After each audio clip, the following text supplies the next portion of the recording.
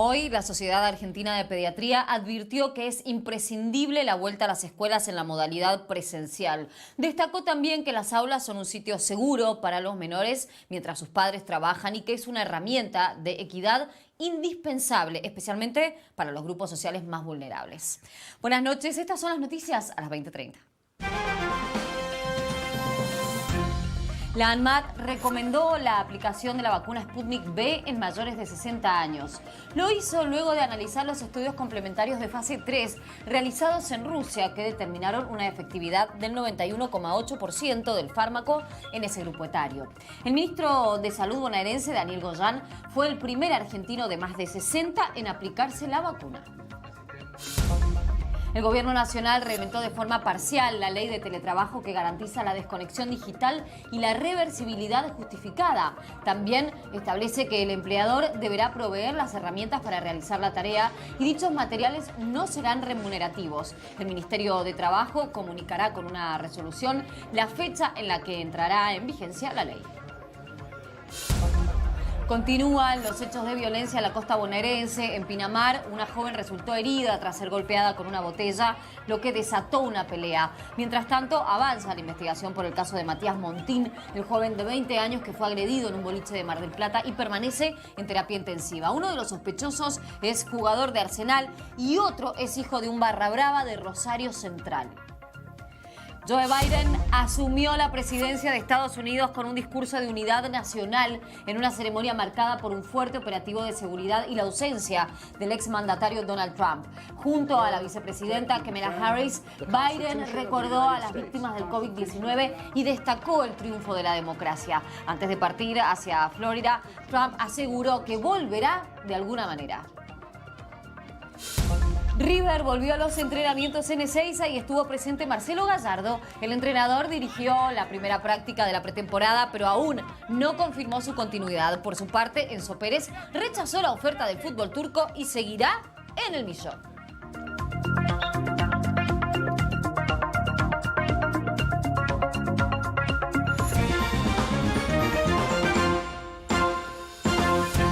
La ANMAT recomendó la aplicación de la Sputnik V para los mayores de 60 años. Lo hizo luego de traducir los resultados de los estudios de ampliación para la vacuna que llegaron a la Argentina el sábado en idioma ruso original. Y es que el nuevo estudio difundido desde el Instituto Gamaleya reportó los resultados de las últimas pruebas de fase 3 que en esta oportunidad sí incluyeron voluntarios de más de 60 años. El informe de la ANMAT, aunque avala la seguridad de la vacuna, sugiere realizar pruebas adicionales, ya que en un número mayor de sujetos de prueba podrían aparecer más efectos adversos. Estos son los informes que destaca que son aceptables los parámetros de seguridad, generación de inmunidad y eficacia de la vacuna Sputnik V en mayores de 60 años. De esta forma, la ANMAT recomienda al Ministerio de Salud su uso en ese grupo etario. El escrito también da algunos detalles sobre los resultados de los últimos estudios. Se revela que hubo 2.144 vacunados de más de 60 años y la eficacia en este grupo ha sido de un 91,8%. También se ha concluido que el 98,1% de los adultos mayores inoculados produjeron los anticuerpos específicos 28 días después de la vacunación, es decir, casi un mes después.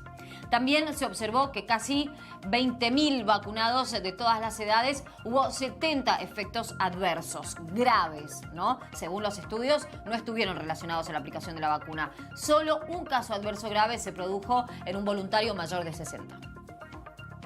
Se informó también que entre los efectos adversos leves y moderados esperables después de la vacunación, algunos síntomas gripales y reacciones locales a la inyección. No hubo detalles sobre la cantidad de pacientes que sufrieron estos efectos. En este contexto, el gobierno pondrá en marcha mañana el operativo para traer otras 5 millones de dosis de Sputnik V.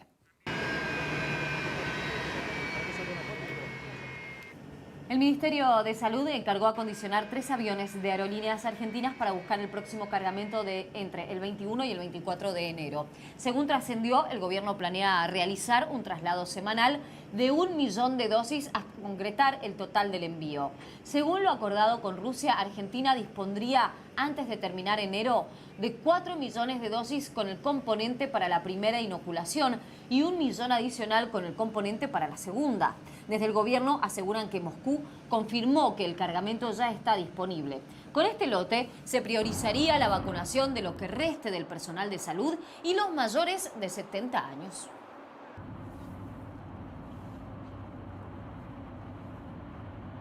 El ministro de Salud bonaerense, Daniel Goyan, se convirtió en el primer mayor de 60 años vacunado en Argentina. El funcionario decidió aplicarse la primera dosis del Sputnik V pocas horas después de confirmada la recomendación por la ANMAT. Además, el gobernador de la provincia, Axel Kicillof, y el viceministro de Salud, Nicolás Kreplak, recibieron la segunda dosis.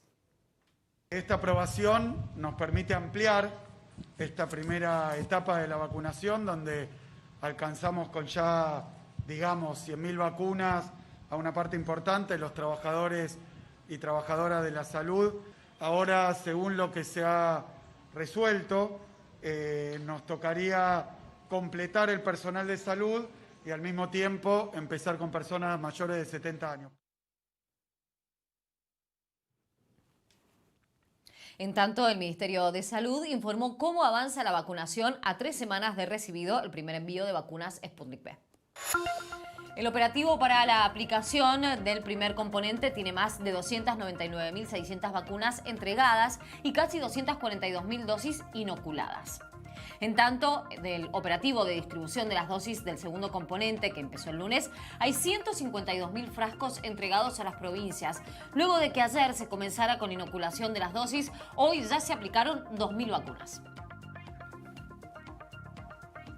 El especialista en inmunología del CONICET y de la Facultad de Medicina, Jorge Hefner, celebró la estabilización de casos en el área metropolitana en los últimos días. El experto aseguró que el país necesitaría un plan muy enérgico para frenar una segunda ola y destacó que en muchos países el nuevo ascenso de casos no se pudo parar. Además, aseguró que el plan de vacunación en Argentina va más lento de lo esperado.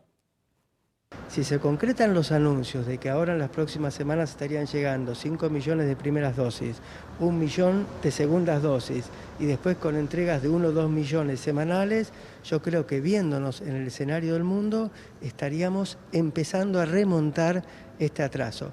Atraso que igualmente coloca a la Argentina en primer lugar en el número de vacunados en relación a todo el Cono Sur, pero es verdad que todavía son poquitos. Hoy el gobierno porteño firmó un convenio con el club Racing para que la sede ubicada en el barrio de Villa del Parque funcione como un centro vacunatorio. El jefe de gobierno, Horacio Rodríguez Larreta, visitó las instalaciones que se sumarán a la campaña y aseguró que el edificio está ubicado en un lugar estratégico y que reúne las condiciones para funcionar como centro de vacunación. Aunque la vacunación iniciará en los primeros días de febrero, el edificio adornado de murales de futbolistas y de históricos fanáticos del club, como Mirta Legrand y Guillermo Francella, ya se prepara para participar de la campaña. Lo importante es que nos hayan elegido, que los vecinos puedan venir a vacunarse acá. La gente tiene miedo, le tiene mucho miedo a la enfermedad y bueno, si nosotros los podemos ayudar, la verdad es una alegría. Con las actividades deportivas en marcha, el salón de eventos fue adecuado con 5 puestos de vacunación. Se adecuó con todo el sistema de iluminación nuevo para poder dar el servicio que necesitan cuando se vienen a vacunar. Sobre todo el tema eléctrico por el tema del frío de las vacunas. Eso se acondicionó todo a nuevo. La sede de la Academia en Capital se sumará a la campaña de inmunización en contra del coronavirus, convirtiéndose así en la primera institución educativa en ser adecuada para este fin. Cuando se conoció la noticia, los socios y vecinos de Parque Avellaneda no dudaron en contactarse con el club. Nos empezaron a llamar para saber cómo se inscribía la gente, cómo se podía hacer, qué día empezaba. Tenemos que tratar de calmar un poco. Ya las instalaciones están preparadas para recibir la vacuna, para el frío correspondiente, para el espacio. Lo que sí tenemos que ver qué días llegan las vacunas, que eso lo designa el gobierno de la ciudad, no le corresponde a Racing. y ver cuál es la forma de inscribirse o de sacar el turno. Lo que ya les digo es que no vengan porque nosotros no tenemos forma de dar turno.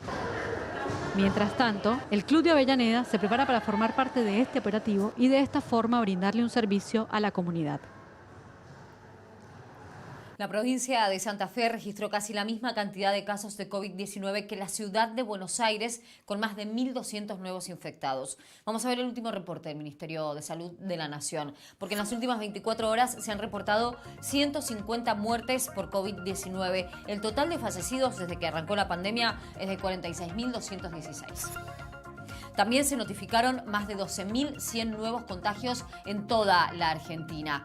En el área metropolitana de Buenos Aires se registraron 1.272 casos en la ciudad de Buenos Aires, mientras que en la provincia hubo casi 4.900 nuevos contagios. En cuanto al resto de las provincias, ya decíamos, encabeza Santa Fe con 1.222 casos. Córdoba sumó 694 nuevos contagios. Entre Ríos se reportó casi 550 y Neuquén 533.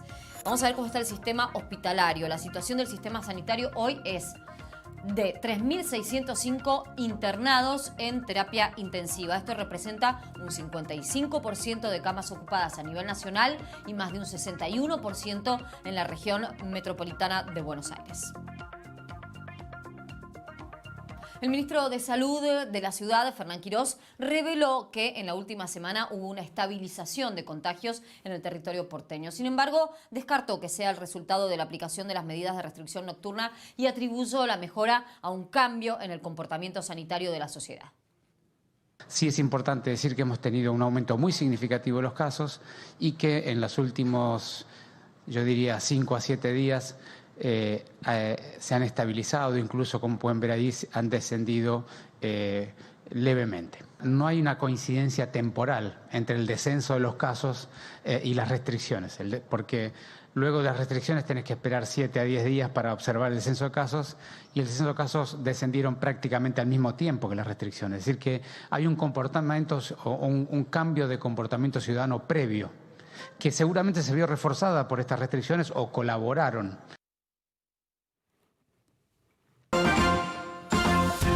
El Gobierno Nacional reglamentó de forma parcial la denominada Ley de Teletrabajo. La norma fue aprobada por el Congreso en julio del año pasado. ¿Qué garantiza esta ley? Bueno, la desconexión digital. Es decir, que el trabajador no está obligado a responder hasta el inicio de su jornada. También establece la reversibilidad. Quienes no pactaron la modalidad remota desde el inicio de la relación laboral podrán revocarlo solo si manifiestan una motivación razonable. Si el teletrabajo se pacta desde el inicio, antes hay que consultar al sindicato. El empleado deberá recibir equipamiento, herramientas y soporte necesario para desempeñar sus tareas. La ley aclara que los materiales no serán remunerativos. Por otra parte, quienes acrediten tener a su cargo el cuidado de menores de 13 años, personas con discapacidad o adultos mayores, podrán pedir horarios compatibles. La ley de teletrabajo entrará en vigencia 90 días después de la fecha que establecerá el Ministerio de Trabajo a través de una resolución. La norma no se va a aplicar cuando el trabajo remoto se realice de forma esporádica o en el establecimiento del cliente. Por otra parte, los artículos 2, 3 y 4 referidos al contrato de los derechos y obligaciones y la jornada laboral han quedado sin reglamentar. El Ministerio de Trabajo está analizando esos puntos con el sector empresario todavía.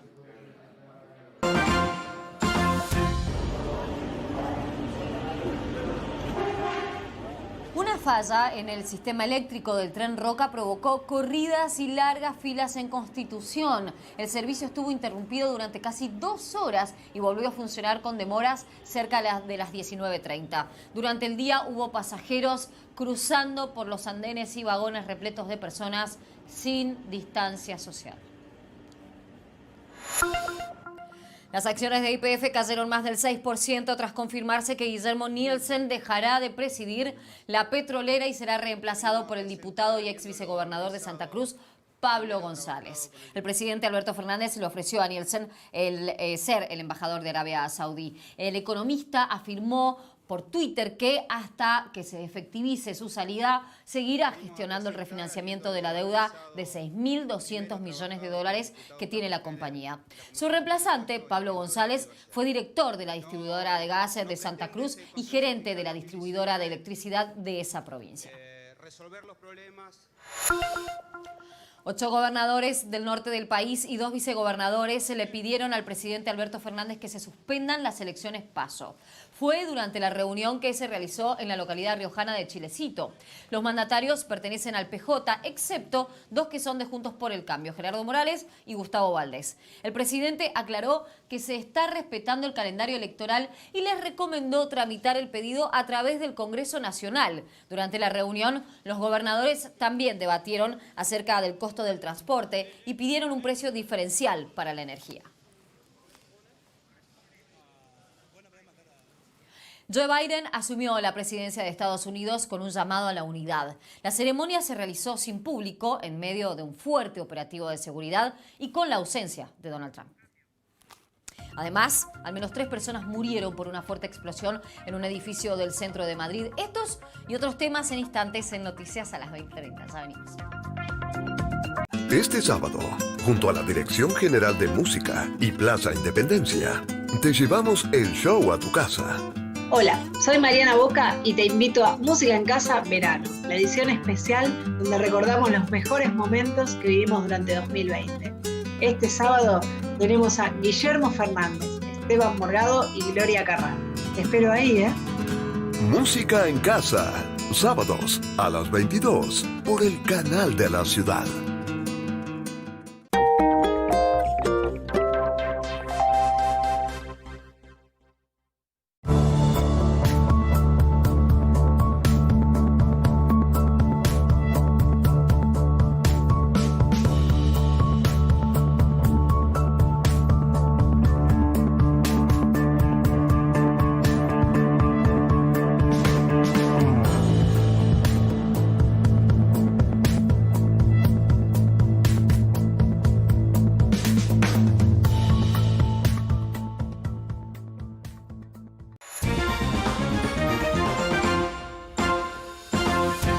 Continúan los hechos de violencia en la costa bonaerense. En Mar del Plata avanza la investigación por el caso de Matías Montín, el joven de 20 años que recibió 3 botellazos en la cabeza y sigue en terapia intensiva. En tanto, en Pinamar, una chica de 18 años resultó herida de la misma forma, lo que provocó una batalla campal en la playa.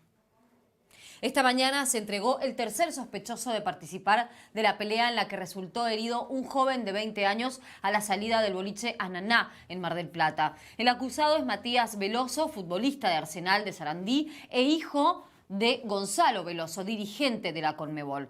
El fiscal Pablo Cubas lo liberó luego de declarar y pidió que los otros 2 detenidos continúen en prisión. Uno de ellos es Andrés Bracamonte, hijo del líder del Barra Brava, o de la Barra Brava, en realidad de Rosario Central, Pillín Bracamonte, que fue detenido el año pasado por una causa de lavado de dinero. Por su parte, la familia de la víctima pide que se impute a los sospechosos por tentativa de homicidio.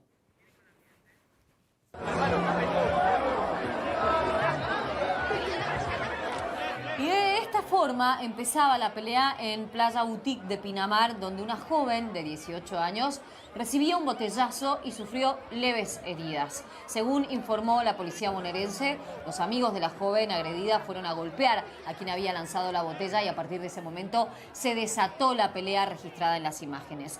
Luego, tras una persecución de 4 cuadras, las autoridades detuvieron por el hecho a David Ferro, de 21 años.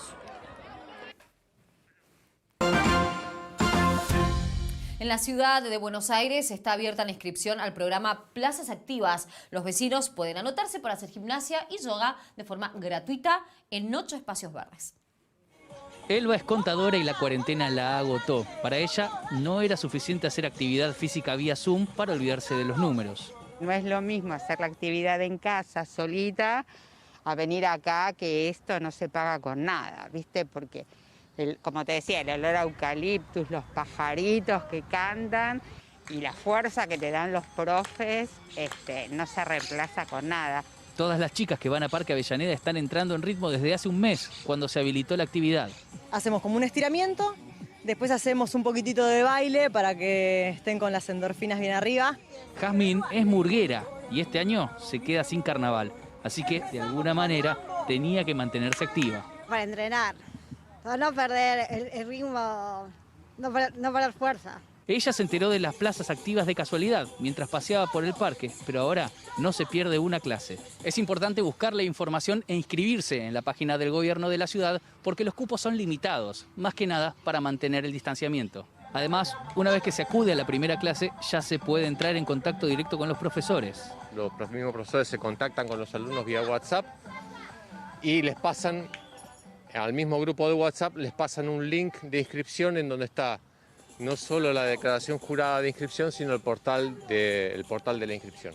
Eso sí, todavía falta que se animen los hombres, que están demasiado tranquilitos en sus bancos.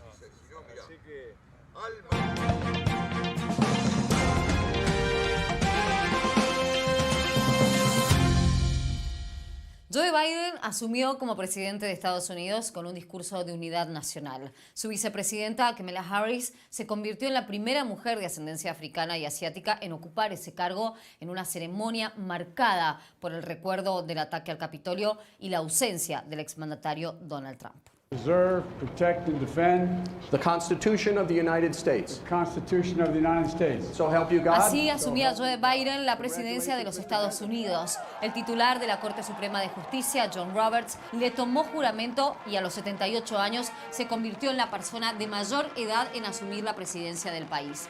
En la ceremonia, con una participación reducida por las medidas sanitarias, estuvieron presentes los expresidentes Barack Obama, Bill Clinton y George Bush, y el vicepresidente saliente Mike Pence. Además, participaron las cantantes Lady Gaga, que interpretó el himno nacional o una de las canciones más importantes de los Estados Unidos, y Jennifer López. En su primer discurso, Biden provocó y convocó a celebrar el triunfo de la democracia.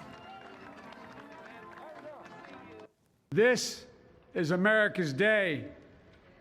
This is democracy's day. A day of history and hope. Today, we celebrate the triumph not of a candidate, but of a cause, the cause of democracy. The people, the will of the people has been heard, and the will of the people has been heeded. We've learned again that democracy is precious, democracy is fragile, and at this hour, my friends, democracy has prevailed. En la víspera de la asunción, Joe Biden y Kamala Harris homenajearon a los 400.000 fallecidos por COVID-19 en los Estados Unidos. Fue el primer acto de Biden en Washington tras su llegada desde Delaware. Todas las actividades oficiales se desarrollaron en medio de un histórico operativo de seguridad tras los incidentes del 6 de enero en el Capitolio. El Pentágono informó que investigó a los 25.000 efectivos de la Guardia Nacional desplegados en la capital luego de haber desvinculado a una docena por su relación con grupos de extrema derecha. Además, ante la ausencia de Donald Trump, por primera vez, el nuevo presidente no recibió el denominado maletín nuclear de manos del mandatario saliente. Y en su primer día como presidente de Estados Unidos, Joe Biden firmará 15 órdenes ejecutivas para revertir políticas del gobierno de Trump. Las medidas incluyen la creación de una nueva oficina en la Casa Blanca para coordinar la respuesta a la crisis del COVID-19 y el reingreso del país en la Organización Mundial de la Salud y en el Acuerdo Climático de París. También pedirá regularizar la situación de más de 700.000 migrantes, pondrá fin al veto de ingreso de musulmanes y suspenderá las obras del muro en la frontera con México. Antes de la asunción de Biden, Donald Trump dejó la Casa Blanca para partir hacia Florida, donde permanecerá junto a su familia.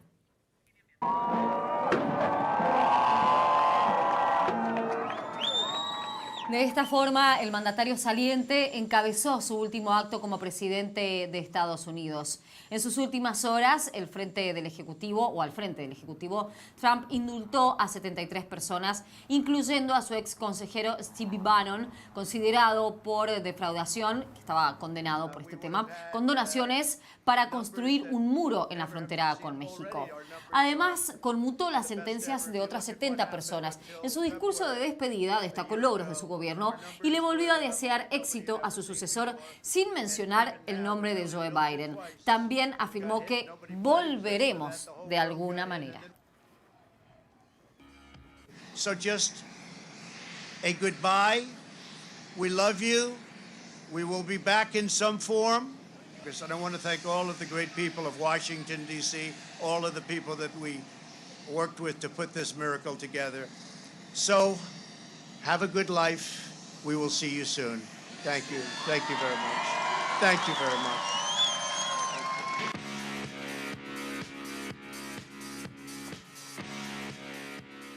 Y a pocas horas antes de la asunción de Joe Biden, el embajador de Estados Unidos en Argentina, Eduard Prado, se despidió de nuestro país. El diplomático, que ocupó el cargo desde mayo de 2018, culmina su misión ante el cambio de administración. Destacó la cooperación entre los dos países y la continuidad del proceso democrático. Los Estados Unidos seguirán fortaleciendo su compromiso con la democracia y el trabajo junto a sus socios como la Argentina para promover la prosperidad, la seguridad y la protección de los derechos humanos. Estos valores unen a nuestros países y han transformado esta relación en una gran amistad.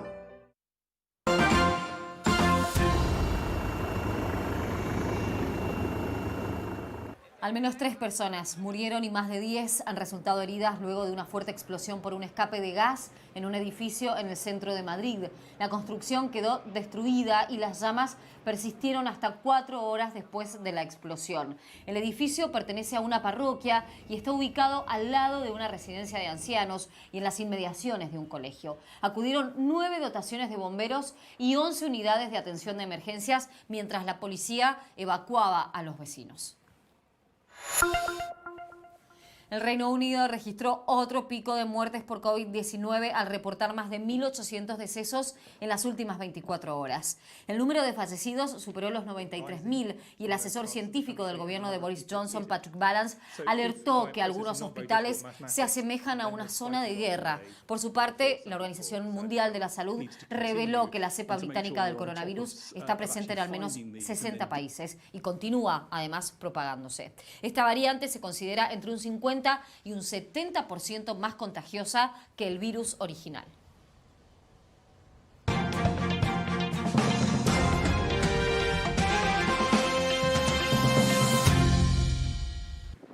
El plantel de River volvió a los entrenamientos en Ezeiza y contó con la presencia de su técnico Marcelo Gallardo, quien aún no confirmó si va a seguir como DT.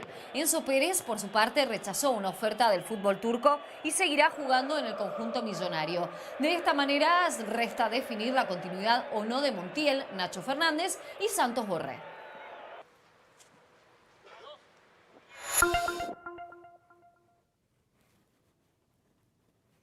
El árbitro designado para dirigir la final de la Copa Sudamericana, Leodán González, tiene coronavirus y fue reemplazado por el venezolano Jesús Valenzuela. El partido se jugará en Córdoba este sábado a las 5 de la tarde entre Lanús y Defensa y Justicia.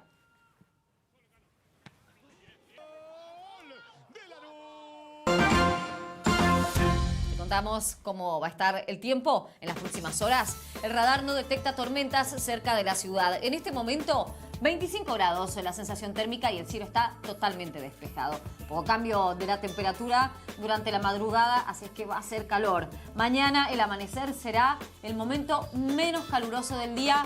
Agárrense con 23 grados. Sin embargo, la temperatura va a subir rápidamente y la tarde se convertirá en un horno. 34 grados de térmica. La máxima será el cielo totalmente despejado. Por la noche, un poquito más agradable. La temperatura va a bajar hasta los 26 grados.